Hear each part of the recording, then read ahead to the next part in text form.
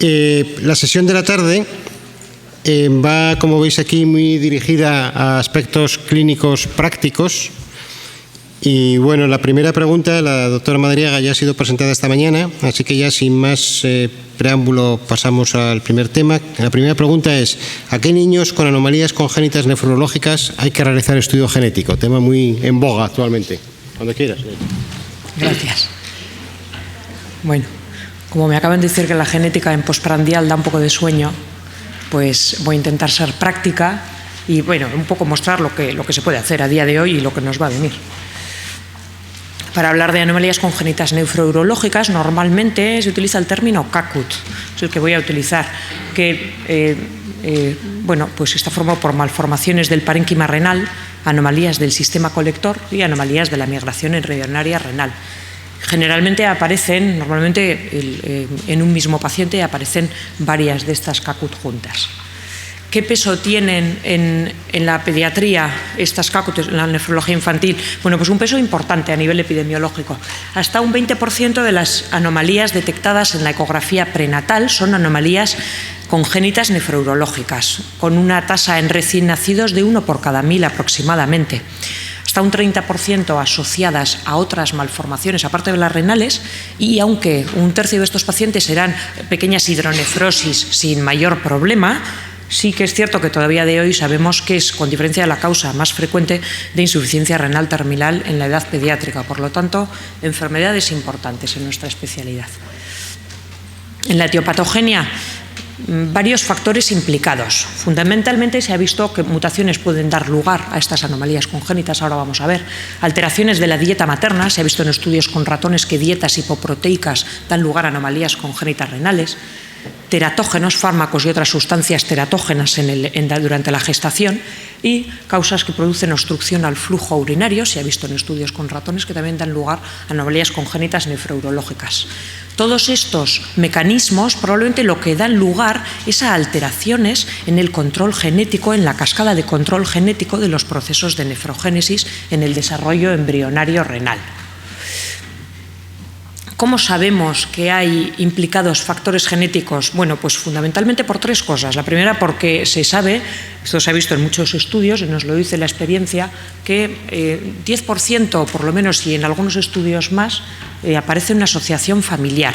Estas asociaciones familiares generalmente tienen una penetrancia variable. Son familias que exhiben CACUT de diferentes formas en diferentes generaciones, que generalmente más se heredan de forma autosómica dominante.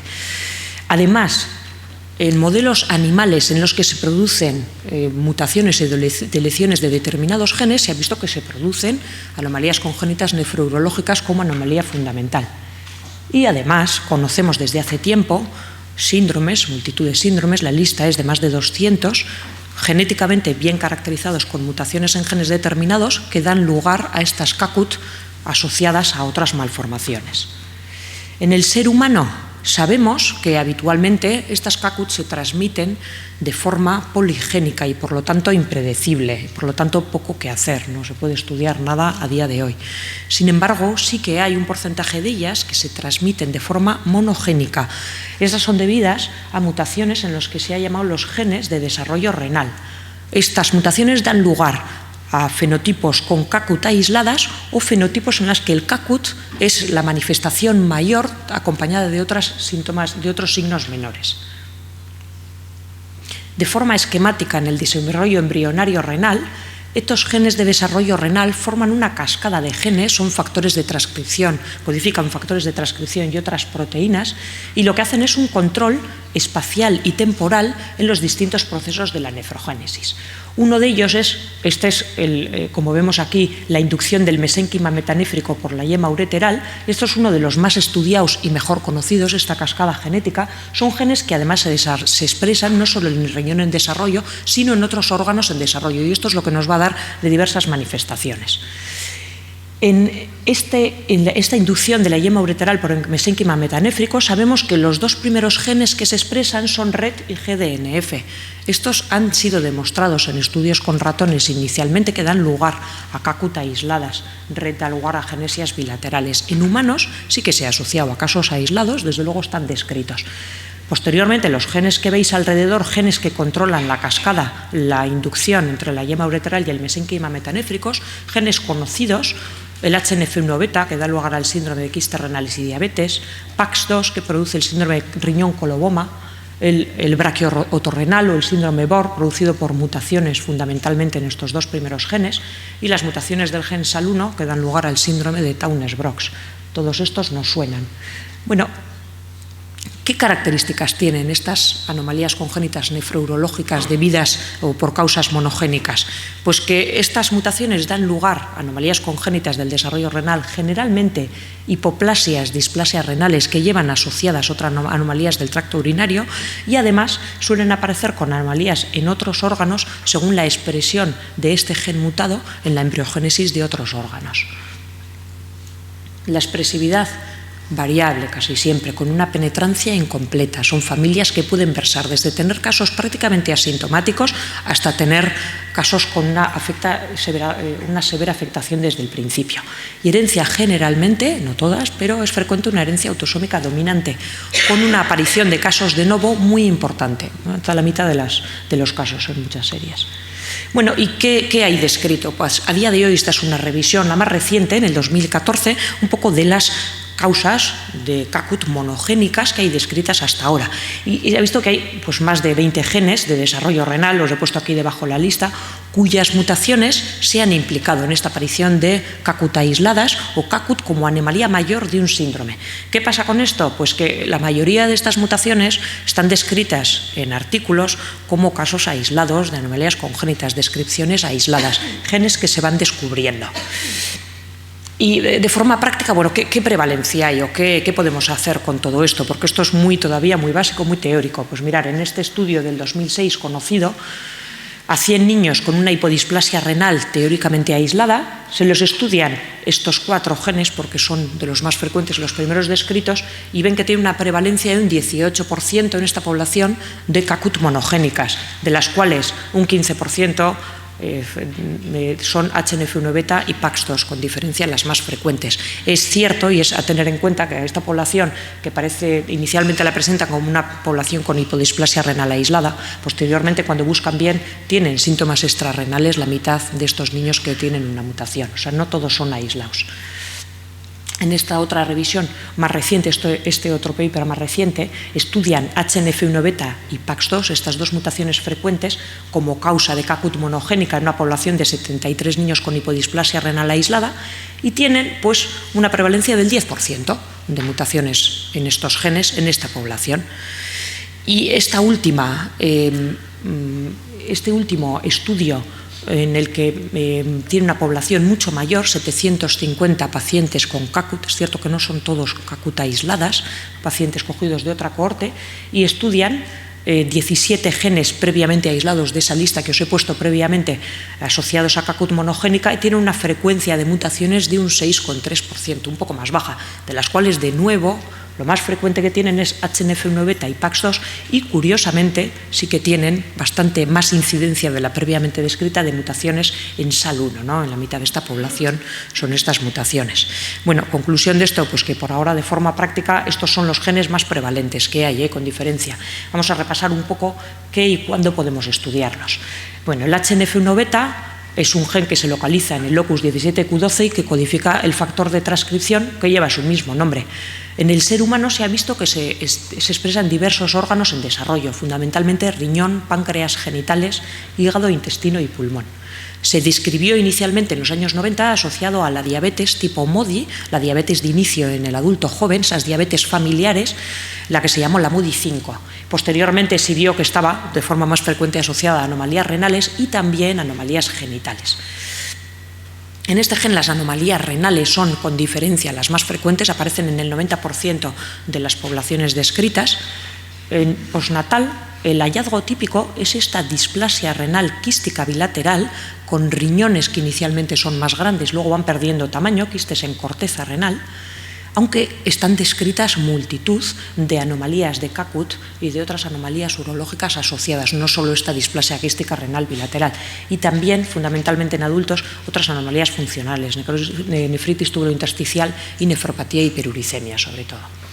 En prenatal riñones hiperecogénicos de tamaño grande, y probablemente es la causa genética más frecuente de esta patología, con una afectación renal muy severa posible, como ahora veremos. En este estudio nuestro, en el que estudiamos fetos con una afectación renal severa, vimos que hay varios casos con fenotipos muy similares a fetos con poliquistosis recesiva, estas ecografías con unos riñones muy grandes e hiperecogénicos, que sin embargo en la histología tienen estas dilataciones glomerulares que, si bien no son patognomónicas, son muy típicas del HNF1 beta y que claramente lo diferencian de las poliquistosis recesivas, que tienen quistes a nivel de los túbulos colectores. Además, en esta cohorte de fetos con afectación severa vimos una asociación importante con anomalías estructurales pancreáticas, hipoplasia, agenesia pancreática severa. Recordar que en ecografía prenatal se puede llegar a ver el páncreas, y es un órgano que se puede ver. Aunque en estos fetos se ve en el estudio anatomopatológico, en la necropsia, se puede llegar a ver perfectamente en la mayoría de los casos. Otras anomalías asociadas a este HNF1 beta, pues todos conocemos la diabetes tipo MODY, pero aparece únicamente en la mitad de los casos y además normalmente en la primera o segunda década de la vida, no en recién nacidos. La hipoplasia agenesia del páncreas, que si bien es infrecuente, en nuestro estudio demostrábamos que estaba significativamente asociado de forma más frecuente con estas mutaciones que con otras causas. Anomalías genitales, sobre todo en la mujer, anomalías del útero, síndrome de Rokitansky, importante mirarlas en la ecografía, lo que no se mira no se ve, y en hombres quistes epididimarios y quistes de vesícula seminal, elevación inespecífica de enzimas hepáticas, alteraciones metabólicas.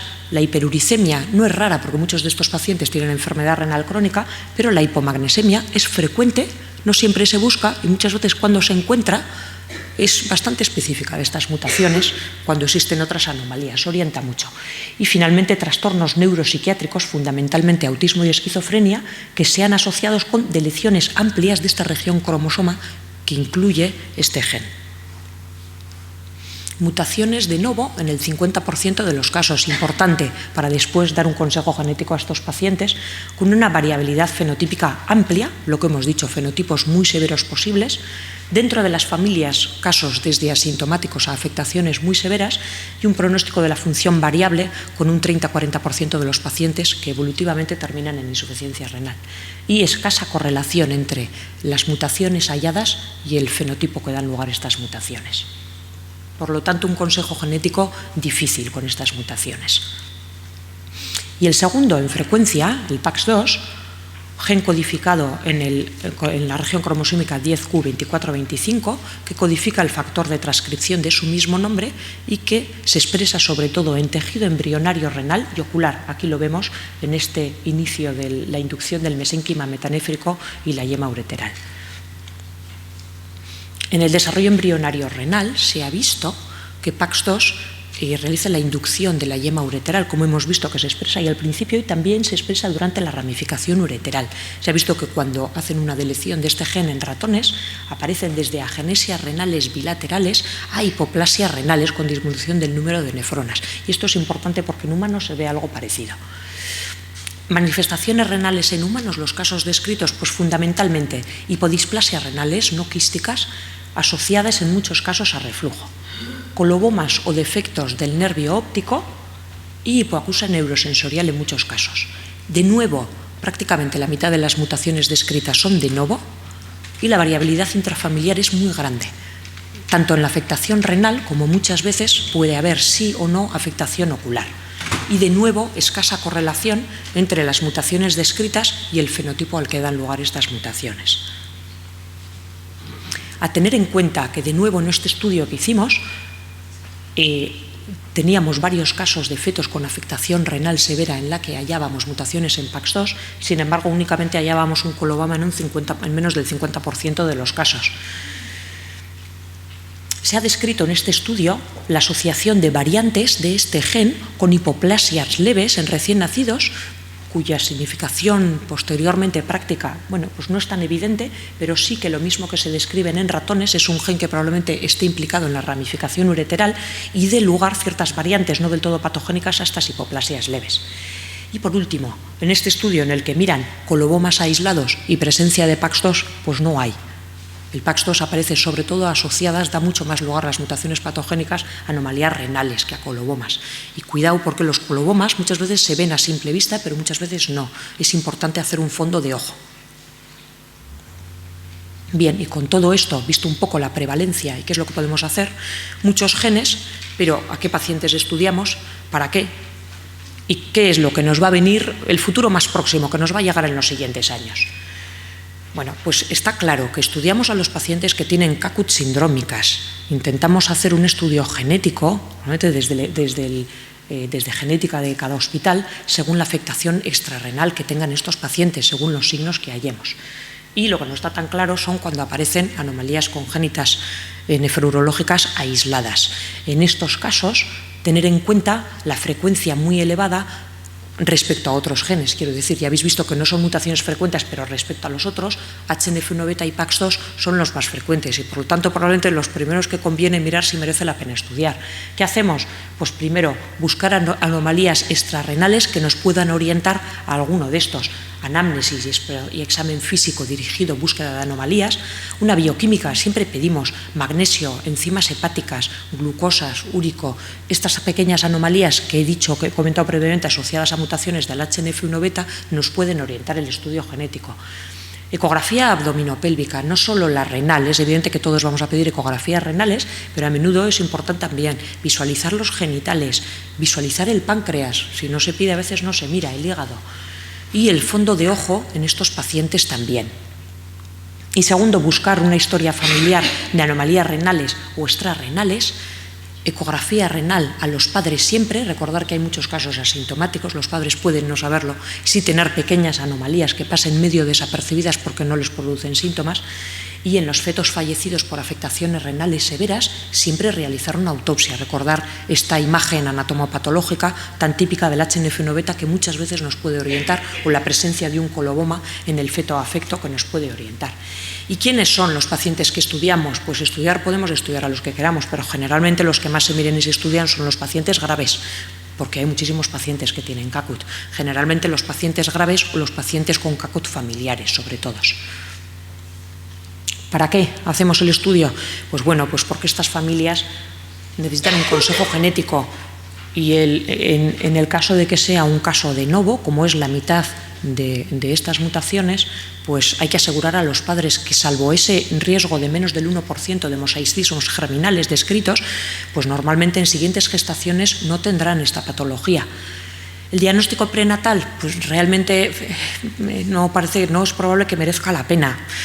Básicamente pues porque el feto afecto puede ser desde completamente asintomático a ser muy sintomático. Seguimiento ecográfico prenatal es probablemente lo que tiene más sentido. Y en caso de plantearse un trasplante de vivo, si hay enfermedad renal crónica, importante el estudio de la familia, ¿no? Desde luego para ver quién va a ser el donante. ¿Para qué más hacemos esto? Pues para ofrecer un seguimiento dirigido, ¿no? Si conocemos si tiene una causa de CACUT monogénica este paciente, podemos comentarle un poco, en base a los datos que tenemos a día de hoy, cuál es la posible afectación de la función renal con el paso del tiempo, qué se sabe, la posibilidad de que aparezcan otras anomalías extrarrenales, pues la diabetes, por ejemplo, en la segunda década de la vida, la infertilidad, porque tal vez tenga anomalías genitales que no conocemos, y por último, por supuesto, desde un punto de vista básico, pues importante para ahondar en el conocimiento de la genética del desarrollo renal. Y el futuro, ¿qué es lo que nos espera en las CACUT monogénicas? Y esto está por llegar prácticamente ya. Pues como he dicho hasta ahora, lo único que podemos hacer es estudiar genes de forma aislada. Y a no ser que tengamos sospechas claras de algo, pues probablemente los que más merezca son HNF1 beta y PAX2, porque son los más frecuentes descritos, a no ser que los signos extrarrenales nos orienten a algo. Pero esto que está ya en punto de vista básico se está haciendo ya mucho y nos llegará a los clínicos dentro de pocos años, es la secuenciación masiva.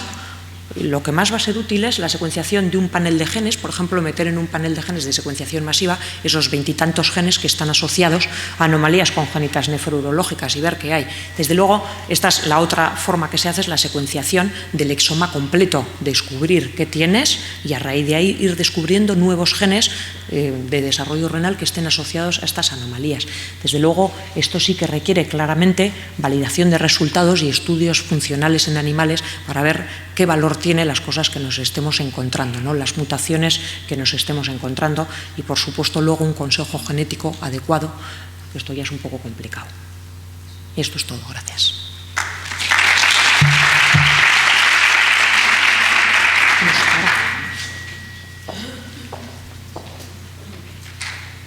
Sí, vamos a hacer ahora muchas gracias, Lidia. Vamos a hacer ahora el coloquio de esta presentación antes de pasar al siguiente tema. ¿Algún comentario? El efecto de la tarde.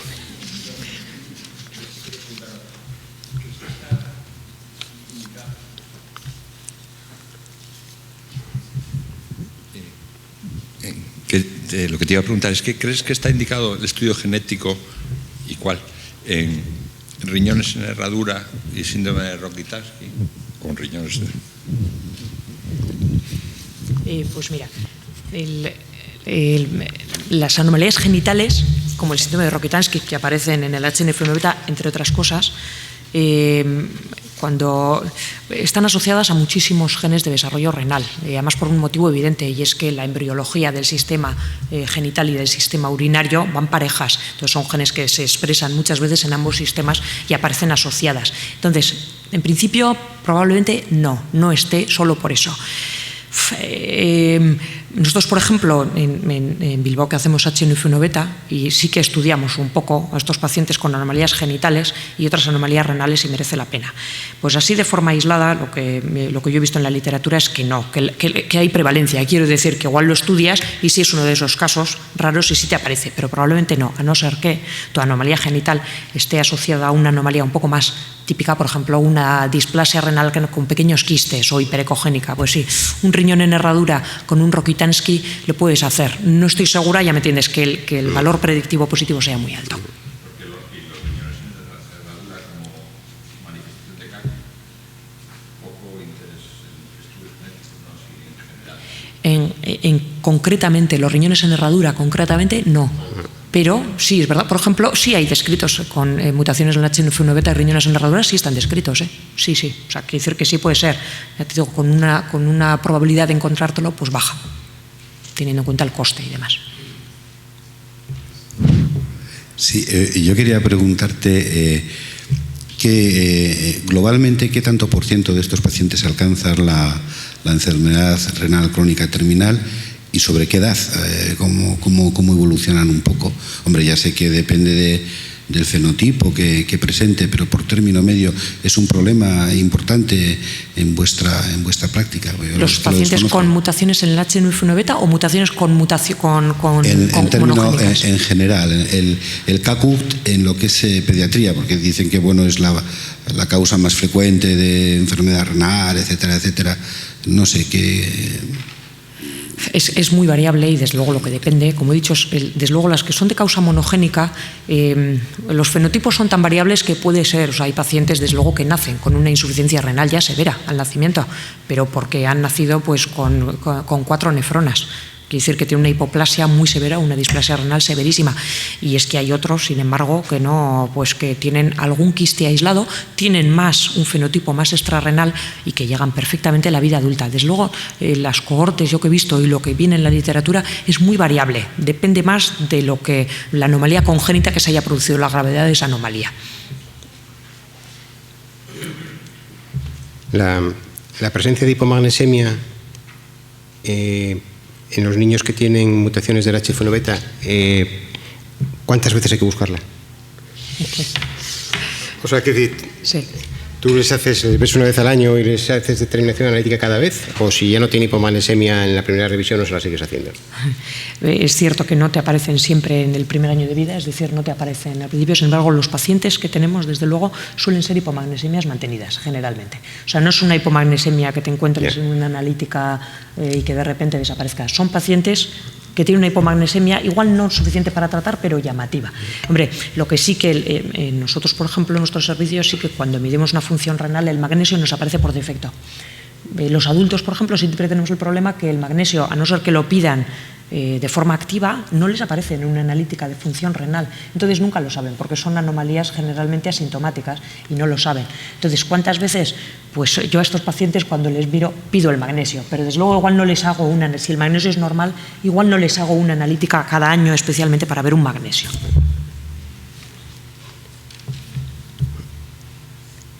¿Algún comentario, Gemma?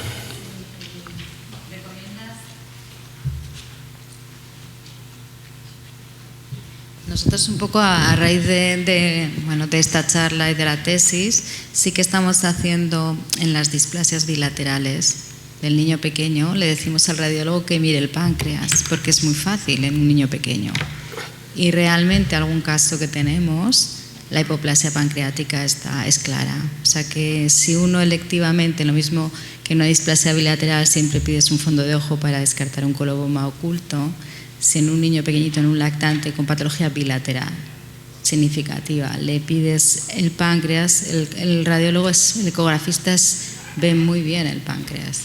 Y creo que es algo que probablemente podríamos aprovechar más de cara a valorar qué paciente puede pedirse un estudio genético, ¿no? Sí. Aquí tenemos muchos problemas para eso. No nos hacen no nos informan los páncreas a pesar de que se lo pidamos.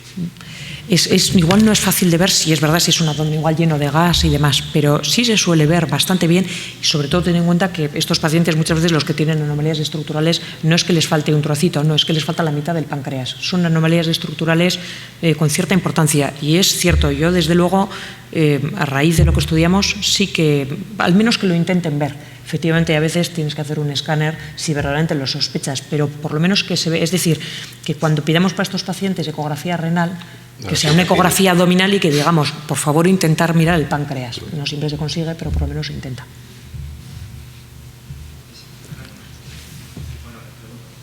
Ay, sí. ¿Podemos mandaros muestras de DNA ligado para hacer el estudio genético del HN? Sí, por supuesto que podéis. Sí, sí. Al laboratorio de investigación, por supuesto. Sí. Pero podemos, falta la segunda parte, ¿podemos gratis? Por ahora, me imaginaba que la pregunta iba por ahí, Flor Ángel, gracias. Por ahora se puede gratis. No sé, ya sabéis que esto depende un poco de los fondos, por ahora sí, no sé si será siempre gratis, porque esto lo hemos hecho por ahora en el contexto de esta investigación que hemos hecho. Por ahora sí, y podéis contactar conmigo porque sí, yo estoy un poco responsable de la parte clínica, de derivar estos pacientes. Muy bien, gracias. Muy bien, pues muchas gracias.